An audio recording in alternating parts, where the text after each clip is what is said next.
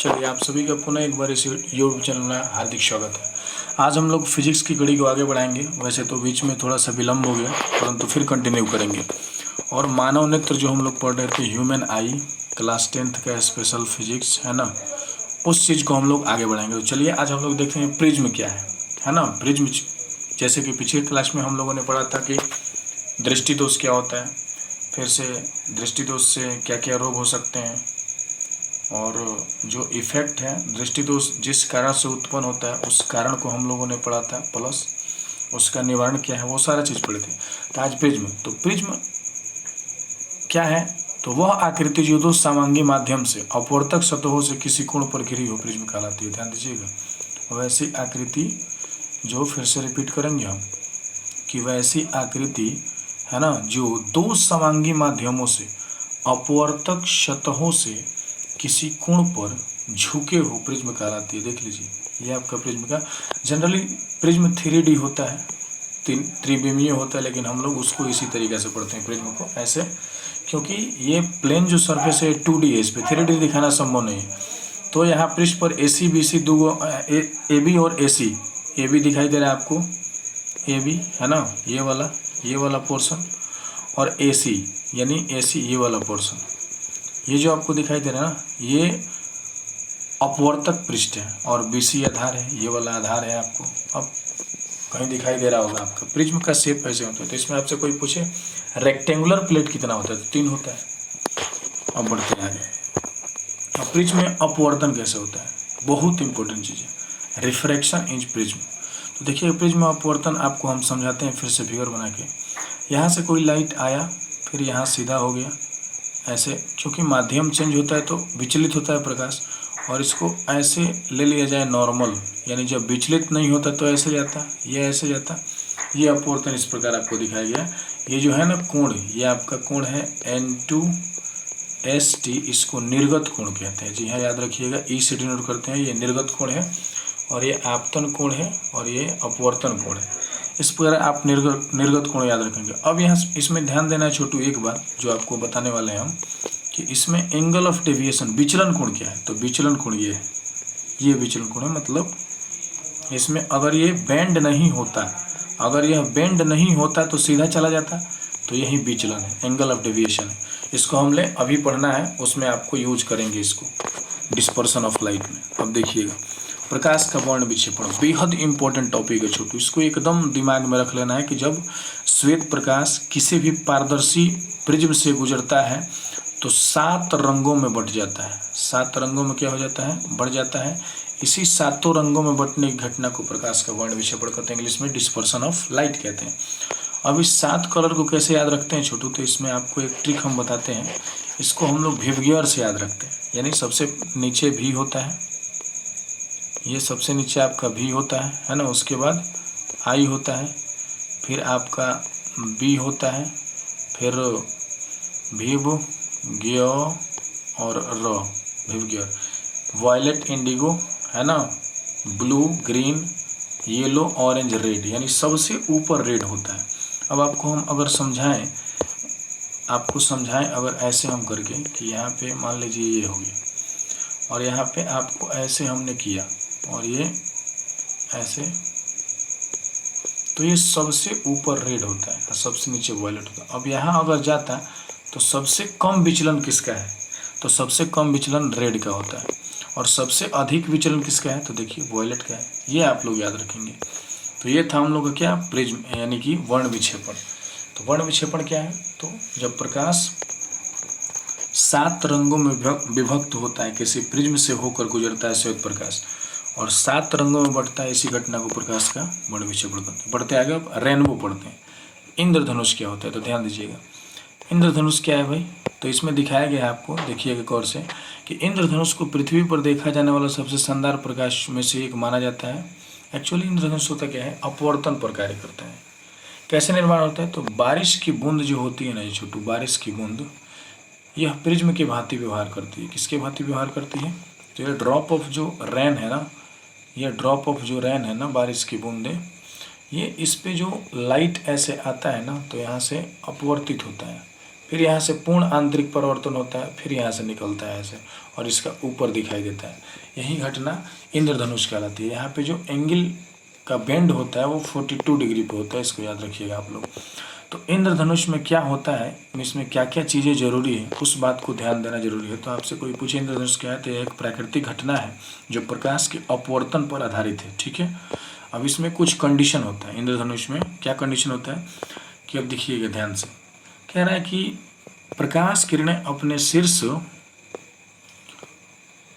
स्तर के पास बिंदु तक पहुंची है। सबसे पहले अपवर्तन होता है, फिर अलग अलग तरंगदैर्घ्य के रंगों में फैलाव हो जाता है, फिर से बैगनी सबसे अधिक विचलित रंग होता है, देखिएगा। और ड्रॉप के विपरीत दिशा में पहुंचने पर ड्रॉप की सतह टकराने से पूर्ण आंतरिक परावर्तन, प्रत्येक रंग फिर से हवा में अपवर्तित हो जाते हैं और 42 से 40 डिग्री पर के बीच जो हम लोग झुकाव होता है उनका, उसी पे हम लोग रेनबो को देखते हैं। उसके बाद इसमें और कुछ कंडीशन है, देखिएगा।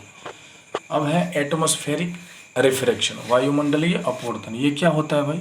और एक बात ध्यान दीजिएगा रेनबो में कि इंद्रधनुष जो होता है छोटू, वो इंद्रधनुष हमेशा सूर्य के विपरीत दिशा में बनता है। यानी आपके अगर पीठ की ओर सूर्य है तो आपको जो इंद्रधनुष दिखाई देगा कब? जब आपके बैक की ओर सूर्य होगा।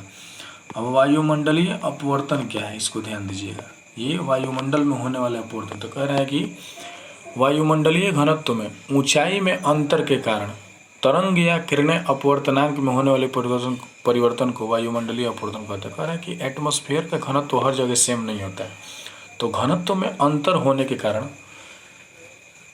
तरंगों या किरणों के अपवर्तनांक में परिवर्तन हो जाता है। मान लीजिए अपवर्तनांक, अपवर्तन का जो अंक होता है वो परिवर्तित हो जाता है, उसी को वायुमंडलीय अपवर्तनांक कहते हैं। अब ये इसमें बहुत सारी घटनाएं आपको देखने को मिल जाएगी। वायुमंडलीय अपवर्तन के द्वारा बहुत सारे घटनाओं को हम लोग अनुभव करते हैं, जैसे तारों का टिमटिमाना, है ना। उसके बाद से आपका हो गया सूर्योदय और सूर्यास्त के समय देर तक, मतलब थोड़ा पहले दिखाई देना, है ना। और मृगमरीचिका आप लोग जो रेगिस्तान में बनता है, बालू में लगता है कि पानी है, वहाँ पे चिड़िया वगैरह जाते हैं लेकिन वहाँ पे बालू रहता है। तो ये सब के सब अपवर्तन पर आधारित है। अभी वायुमंडलीय अपवर्तन में और हम इस कड़ी को थोड़ा सा आगे बढ़ाएं तो इसमें क्या मिल जाता है, तारों क्यों टिमटिमाते हैं। बहुत इंपॉर्टेंट क्वेश्चन है छोटू कि तारे का टिमटिमाना का कारण क्या है। तो कह रहे हैं वायुमंडलीय अपवर्तन का यह घटना है। सबसे पहले आपसे पूछे तारे कि टिमटिमाने की घटना कौन है, तो वायुमंडलीय अपवर्तन है। अब इसमें होता क्या है कि पृथ्वी से काफ़ी दूर पर तारे होते हैं, और जब तारे का प्रकाश पृथ्वी पर आता है तो बहुत सारे वायुमंडल के परतों से होकर गुजरता है, जिसमें कभी विचलित हो जाता है, कभी इधर विचलित हो जाता है, कभी किसी का अपवर्तनांक कम होता है, कहीं किसी माध्यम में ज़्यादा होता है। तो कम और ज़्यादा होने के सेंस में वो कभी डार्क दिखाई देता है, कभी धुंधला दिखाई देता है। इस प्रकार हमें जो पृथ्वी से वो कंप्लीट जब उसको देखते हैं तो हमें टिमटिमाते हुए प्रतीत होता है। ग्रह नहीं टिमटिमाते हैं क्योंकि तारों की तुलना में ग्रह की दूरी बहुत कम है, पृथ्वी से बहुत पास है, इसलिए उतना इफेक्ट इसका नहीं हो पाता है।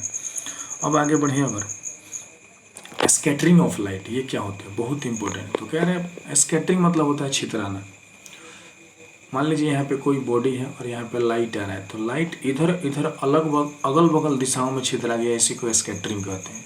अब स्कैटरिंग में होता क्या है, देखिएगा, हमारे वायुमंडल धूल कणों से भरा है, जो कि वायुमंडल में घुलते नहीं बल्कि निलंबित रहते हैं। इनमें कुछ धूल कण अत्यधिक छोटे और कुछ बड़े होते हैं।